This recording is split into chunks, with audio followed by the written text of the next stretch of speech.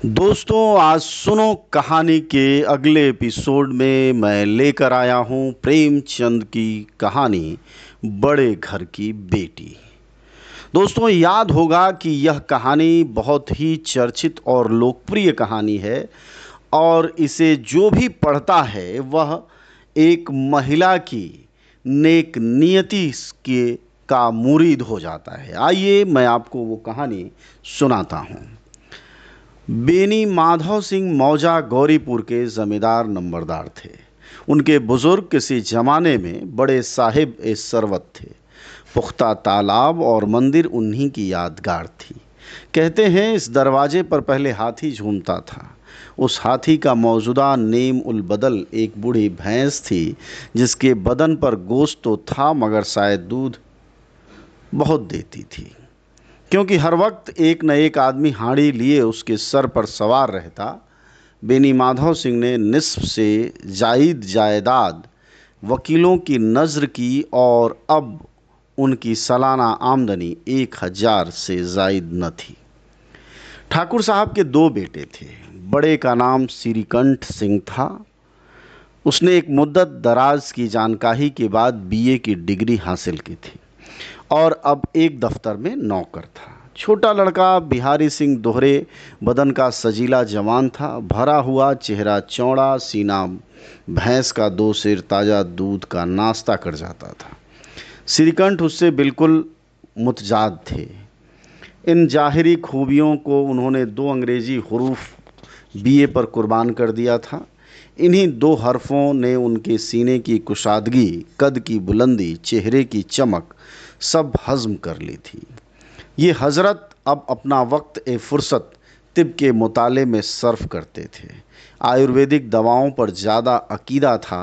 शाम सवेरे उनके कमरे से अक्सर खरल की खुशगवार पैहम सदाएं सुनाई दिया करती थीं। लाहौर और कलकत्ता के वेदों से बहुत खतों की किताबत रहती थी। श्रीकंठ इस अंग्रेजी की डिग्री के बावजूद अंग्रेजी मुशायरात के बहुत मद्दाह न थे, बल्कि इसके अरब बरक्स वो अक्सर बड़ी सद्दोमद से उसकी मजम्मत किया करते थे। इसी वजह से गांव में उनकी बड़ी इज्जत थी। दशहरे के दिनों में वो बड़े जोश से रामलीला में शरीक होते और खुद हर रोज़ कोई न कोई रूप भरते। उन्हीं की जात से गौरीपुर में रामलीला का वजूद था। पुराने रस्म व रिवाज का उनसे ज़्यादा पुरजोर वकील मुश्किल से होगा। खुसूसन मुशर्तका ख़ानदान के वो ज़बरदस्त हामी थे। आजकल बहुओं को अपने कुनबे के साथ मिलजुल कर रहने में जो वहशत होती है उसे वो मुल्क और कौम के लिए फाले बद ख्याल करते थे। यही वह वजह थी कि गांव की बहुएं उन्हें मकबूलियत की निगाह से न देखती थीं। बाज शरीफजादियां तो उन्हें अपना दुश्मन समझती। खुद उनकी ही बीवी उनसे इस मसले पर अक्सर ज़ोर ज़ोर से बहस करती थी, मगर इस वजह से नहीं कि उसे अपने सास ससुर देवर जेठ से नफ़रत थी, बल्कि उसका ख्याल था कि अगर गम खाने और तरह के देने पर भी कुनबे के साथ निबाह न हो सके तो आए दिन की तकरार से ज़िंदगी तल्ख करने की बजाय यही बेहतर है कि अपनी खिचड़ी अलग पकाई जाए। आनंदी एक बड़े ऊंचे ख़ानदान की लड़की थी। उसके बाप एक छोटी सी रियासत के ताल्लुकेदार थे। आलिशान महल, एक हाथी, 3 घोड़े, 5 वर्दीपोश सिपाही, फिटन बहेलियाँ, शिकारी कुत्ते, बाज, बहरी, शिकरे, जर्रे, फरोश, शीशा आलात, आनरेरी मजिस्ट्रेटी और कर्ज जो एक मुजव्वल ताल्लुकेदार के लवाजिम हैं। उनसे बहरावर थे। भूप सिंह नाम था। फलाक दिल हौसलामंद आदमी थे, मगर किस्मत की खूबी लड़का एक भी न था। 7 लड़कियां ही लड़कियां हुईं और सातों जिंदा रहीं। अपने बराबर या ज़्यादा ऊंचे ख़ानदान में उनकी शादी करना अपनी रवायत की मिट्टी में मिलाना था। पहले जोश में उन्होंने 3 शादियां दिल खोल कर की, मगर जब 15-20 हज़ार के मकरूज हो गए तो आंखें खुली। हाथ पैर पीट लिए। आनंदी चौथी लड़की थी, मगर अपनी सब बहनों से ज़्यादा हसीन और नेक। इसी वजह से ठाकुर भूप सिंह उसे बहुत प्यार करते थे। हसीन बच्चों को शायद अब उसके माँ बाप भी ज़्यादा प्यार करते हैं। ठाकुर साहब बड़े पश उपेश में थे कि उसकी शादी कहाँ करें। न तो यही चाहते थे कि कर्ज का बोझ बढ़े और न ही यह मंजूर था कि उसे अपने आप को बदकिस्मत समझने का मौका मिले। एक रोज़ श्रीकंठ उनके पास किसी चंदे के लिए रुपया मांगने आए। शायद नागरी प्रचार का चंदा था। भूप सिंह उनके तौर व तारीख पर रीझ गए। खींचतान कर जांईचे मिलाए गए और शादी धूमधाम से हो गई। आनंदी देवी अपने घर में आई तो यहाँ के रंग ढंग का कुछ और ही देखा। जिन दिलचस्पियों और तहरीफ़ों की वो बचपन से आदी थीं, उनका यहाँ वजूद भी न था। हाथी घोड़ों का तो जिक्र क्या, कोई सजी हुई खूबसूरत बहली भी न थी। रेशमी स्लीपर के साथ लाई थी, मगर यहाँ बाग कहाँ, मकान में खिड़कियाँ तक न थीं। न ज़मीन पर फर्श, न दीवारों पर तस्वीरें। यह एक सीधा सादा दहकानी मकान था।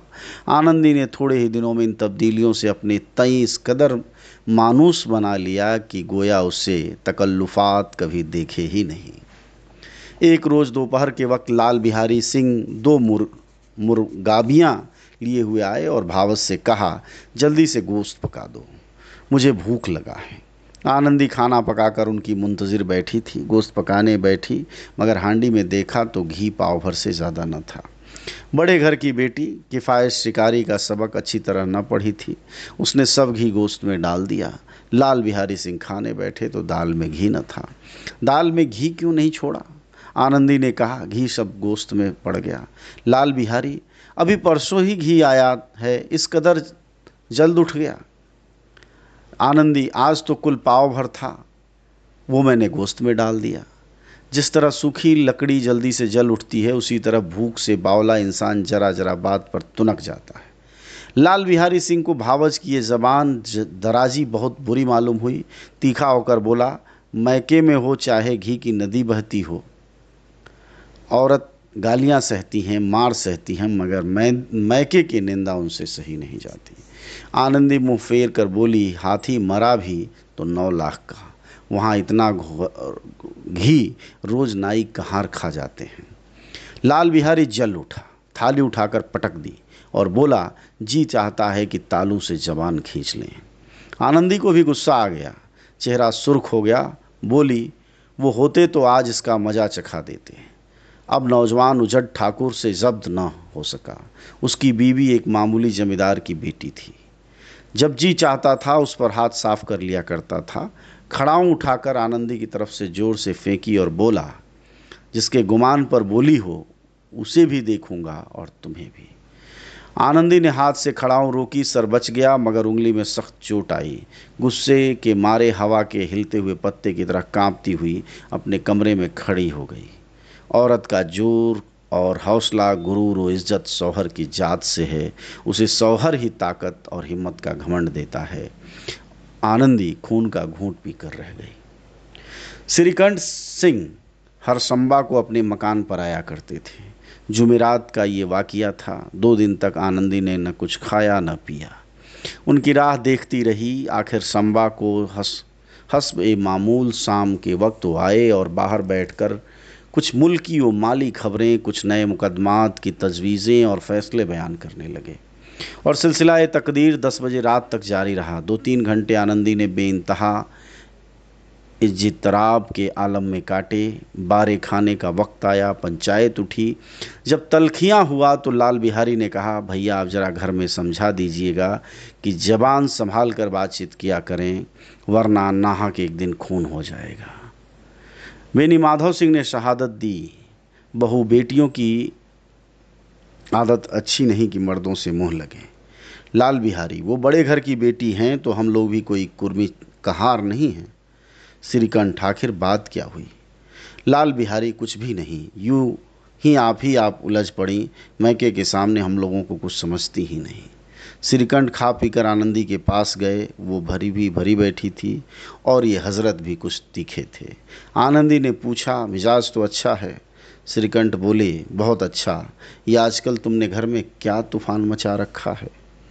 आनंदी के तेवरों पर बल पड़ गए और झुंझलाहट के मारे बदन में पसीना आ गया। बोली, जिसने तुमसे ये आग लगाई है उसे पाऊं तो मुंह झुलस दूं। श्रीकंठ, इस कदर तेज क्यों होती हो? कुछ बात तो कहो। आनंदी, क्या कहूँ? किस्मत की खूबी है, वरना एक गंवार लौंडा जिसे चपरासी गिरी करने की भी तमीज़ नहीं, मुझे खड़ाऊं से मारकर यूं अकड़ता फिरता, बूटियां नुचवा लेती। इस पर तुम पूछते हो कि घर में तूफान क्यों मचा रखा है। श्रीकंठ, आखिर कुछ कैफियत तो बयान करो, मुझे तो कुछ मालूम ही नहीं। आनंदी, परसों तुम्हारे लाडले भाई ने मुझे गोश्त पकाने को कहा। घी पाव भर से कुछ ज़्यादा था, मैंने सब गोश्त में डाल दिया। जब खाने बैठा तो कहने लगा दाल में घी क्यों नहीं। बस उसी पर मेरे मैके को बुरा भला कहने लगा। मुझसे बर्दाश्त न हो सका, बोली कि वहाँ इतना घी नाई कहाँ खा जाते हैं और किसी को खबर भी नहीं होती। बस इतनी सी बात पर उस जालिम ने मुझे खड़ाऊँ फेंक मारी। अगर हाथ न रोकती तो सर फट जाता। उससे पूछो कि मैंने जो कुछ कहा है सच है या झूठ। श्रीकंठ की आंखें लाल हो गई। बोले, यहाँ तक नौबत पहुँच गई, ये लौंडा तो बड़ा शरीर निकला। आनंदी रोने लगी, जैसे औरतों का कायदा है, क्योंकि आंसू उनकी पलकों पर रहता है। औरत के आंसू मर्द के गुस्से पर रोगन का काम करते हैं। श्रीकंठ के मिजाज में तहम्मुल बहुत था, उन्हें शायद कभी गुस्सा आया ही न था, मगर आनंदी के आंसुओं ने आज जहरीली शराब का काम किया। रात भर करवटें बदलते रहे। सवेरा होते ही अपने बाप के पास जाकर बोले, दादा, अब मेरा निवाह इस घर में न होगा। ये और इस मानी के दूसरे जुमले ज़बान से निकालने के लिए श्रीकंठ सिंह ने अपने कई हमजोलियों को बाहर खड़े हाथों लिया। जब उनका कोई दोस्त उनसे ऐसी बातें कहता तो वो मज़कहा उड़ाते और कहते, तुम बीवियों के गुलाम हो, उन्हें काबू में रखने के बजाय खुद उनके काबू में हो जाते हो। मगर हिंदू मुश्तरका ख़ानदान का यह पुरजोश वकील आज अपने बाप से कह रहा था कि दादा, अब निबाह इस घर में न होगा। नासेह की ज़बान उसी वक्त तक चलती है जब तक वो इश्क के करिश्मों से बेखबर रहता है। आजमाइश के बीच आज कर जब्त और इल्म रुखसत हो जाते हैं। बेनी माधव सिंह ने घबरा कर उठ बैठे और बोले, श्रीकंठ, इसीलिए कि मुझे अपनी इज्जत का कुछ थोड़ा बहुत ख्याल है। आपके घर में अब हठधर्मी का बर्ताव होता है। जिनको बड़ों का अदब होना चाहिए उनके सर चढ़ते हैं। मैं तो दूसरे का गुलाम ठहरा घर पर रहता नहीं, और यहाँ मेरे पीछे औरतों पर खड़ा हूँ और जूतों की बौछार होती है। कड़ी बात तक मुजाइका नहीं, कोई एक दो कह ले, यहाँ तक मैं ज़ब्त कर सकता हूँ, मगर ये नहीं हो सकता कि मेरे ऊपर लात और घुसे पड़ें और मैं दम न मारूँ। बेनी माधव सिंह कुछ जवाब न दे सके। श्रीकंठ हमेशा उनका अदब करते थे। उनके ऐसे तेवर देखकर बूढ़ा ठाकुर लाजवाब हो गया। सिर्फ इतना बोला, बेटा, तुम अक्लमंद होकर ऐसी बातें करते हो। औरतें इसी तरह घर तबाह करती हैं, उनका मिजाज बढ़ाना अच्छी बात नहीं। श्रीकंठ, इतना मैं जानता हूँ, आपकी दुआ से ऐसा अहमक नहीं हूँ। आप खुद जानते हैं कि इस गांव में कई खानदानों को मैंने अलहदगी की आफतों से बचाया है, मगर जिस औरत की इज्जत व आबरू का मैं ईश्वर के दरबार में ज़िम्मेदार हूँ, उस औरत के साथ ऐसा जालिमाना बर्ताव मैं नहीं सह सकता। आप यकीन मानिए, मैं अपने ऊपर बहुत जब्र कर रहा हूँ कि लाल बिहारी की गोशमाली नहीं करता। अब बेनी माधव भी गरमाए, ये कुफ्र ज़्यादा न सुन सके। बोले, लाल बिहारी तुम्हारा भाई है, उससे जब कभी भूल चूक हो तुम उसके कान पकड़ो। मगर श्रीकंठ, लाल बिहारी को मैं अब अपना भाई नहीं समझता। बेनी माधव, औरत के पीछे। श्रीकंठ, जी नहीं, उसकी गुस्ताफी और बेरहमी की बाइस। दोनों आदमी कुछ देर तक खामोश रहे। ठाकुर साहब लड़के का गुस्सा धीमा करना चाहते थे, मगर ये तस्लीम करने को तैयार न थे कि लाल बिहारी से कोई गुस्ताखी या बेरहमी वकूअ में आई। इसी असना में कई और आदमी हुक्का तंबाकू उड़ाने के लिए आ बैठे। कई औरतों ने जब सुना कि श्रीकंठ की बीवी के पीछे बाप से आमादा-ए जंग है तो उनका दिल बहुत खुश हुआ, और तरफ़ैन की सिकवा आमेज़ बातें सुनने के लिए उनके रूहें तड़पने लगीं। कुछ ऐसी ही हासिद भी गांव में थे जो उस खानदान की सलामत रवि पर दिल ही दिल में जलते थे। श्रीकंठ के बाप से दबता था। श्रीकंठ बाप से दबता था, इसलिए वो खतावार है। उसने इतना इल्म हासिल किया है, ये भी उसकी खता है। बेनी माधव सिंह बड़े बेटे को बहुत प्यार करते थे, ये बुरी बात है। वो बिला उसकी सलाह कोई काम नहीं करते, ये उनकी हिमाकत है। इन ख्यालात के आदमियों की आज उम्मीदें भर आईं। हुक्का पीने के बहाने से लोग कोई लगान की रसीद दिखाने के हिले से आकर बैठ गए। बेनी माधव सिंह पुराना आदमी था, समझ गया कि आज ये हजरात फूले नहीं समाते। उसके दिल ने यह फैसला किया, उन्हें खुश न होने दूंगा, ख्वाह अपने ऊपर कितना ही जबर हो। यकायक लहजा तकरीर नरम करके बोले, बेटा मैं तुमसे बाहर नहीं हूँ, तुम्हारा जो चीज़ चाहे करो, अब तो लड़के से खता हो गई। इलाहाबाद का नौजवान झल्लाया हुआ ग्रेजुएट इस घात को न समझा। अपने डिबेटिंग क्लब में उसने अपनी बात पर अड़ने की आदत सीखी थी, मगर अमली मुबाहिसों के दांवपेच से वाकिफ़ न था। इस मैदान में वो बिल्कुल अनाड़ी निकला। बाप ने जिस मतलब से पहलू बदला, वहाँ उसकी निगाह न पहुँची। बोला, मैं लाल बिहारी के साथ अब इस घर में नहीं रह सकता। बाप, बेटा तुम अक्लमंद हो और अक्लमंद आदमी गंवारों की बात पर ध्यान नहीं देता। वो बेसमझ लड़का है, उससे जो कुछ खता हुई है उसे तुम बड़े होकर मुआफ़ कर दो। बेटा, उसकी हरकत मैं हरगिज़ मुआफ़ नहीं कर सकता। या तो वही घर में रहेगा या मैं रहूँगा। आपको अगर उससे ज़्यादा मोहब्बत है तो मुझे रुखसत कीजिए, मैं अपना बोझ आप उठा लूँगा। अगर मुझे रखना चाहते हो तो उससे कहिए कि जहाँ चाहे चला जाए, बस ये मेरा आखिरी फ़ैसला है। लाल बिहारी सिंह दरवाजे के चौखट पर चुपचाप खड़ा बड़े भाई की बातें सुन रहा था। वो उनका बहुत अदब करता था। उसे कभी इतनी ज़रूरत न हुई कि श्रीकंठ के सामने चारपाई पर बैठ जाए या हुक्का पी ले या पान खा ले। अपने बाप का भी इतना पासो लिहाज न करता था। श्रीकंठ को भी उससे दिली मोहब्बत थी। अपने होश में उन्होंने उससे कभी घुड़का तक न था। जब इलाहाबाद से आते तो ज़रूर इसके लिए कोई न कोई तोहफ़ा लाते। मुकद्दर की जोड़ी उन्होंने ही बनवा कर दी थी। पिछले साल जब उसने अपने से डेढ़े जवान को नागपंचमी के दंगल में पछाड़ दिया तो उन्होंने खुश होकर अखाड़े में जाकर उसे गले लगा लिया था और 5 रुपए पैसे लुटाए थे। ऐसे भाई के मुंह से आज ऐसी जिगरदोज बातें सुनकर लाल बिहारी को बड़ा मलाल हुआ। उसे जरा भी गुस्सा न आया। वो फूट कर रोने लगा। इसमें कोई शक नहीं कि अपने फेल पर आदमी नादिम था।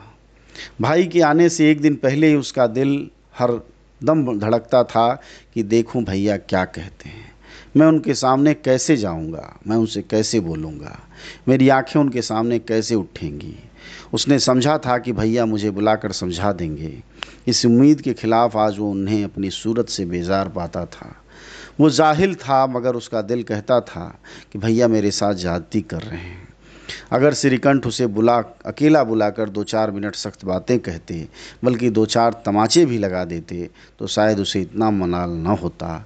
मगर भाई का ये कहना कि अब मैं उसकी सूरत से नफ़रत करता हूँ, लाल बिहारी से सहा न गया। वो रोता हुआ घर में आया और कोठरी में जाकर कपड़े पहने, फिर आंखें पोंछी, जिससे कोई ये न समझ सके कि रोता था। अब आनंदी देवी के दरवाजे पर आकर बोला, भाभी, भैया ने ये फैसला किया है कि मेरे साथ इस घर में न रहेंगे। वह अब मेरा मुंह देखना नहीं चाहते, इसलिए अब मैं जाता हूँ। उन्हें फिर मुंह न दिखाऊंगा। मुझसे जो खता हुई उसे मुआफ़ करना। ये कहते कहते लाल बिहारी की आवाज़ भारी हो गई। जिस वक्त लाल बिहारी सिर झुकाए आनंदी के दरवाजे पर खड़ा था, उसी वक्त श्रीकंठ भी आंखें लाल किए बाहर से आए। भाई को खड़ा देखा तो नफरत से आंखें फेर ली और कतरा कर निकल गए, गोया उसके साये से भी परहेज हो। आनंदी ने लाल बिहारी सिंह की शिकायत तो शौहर से की, मगर अब दिल में पछता रही थी।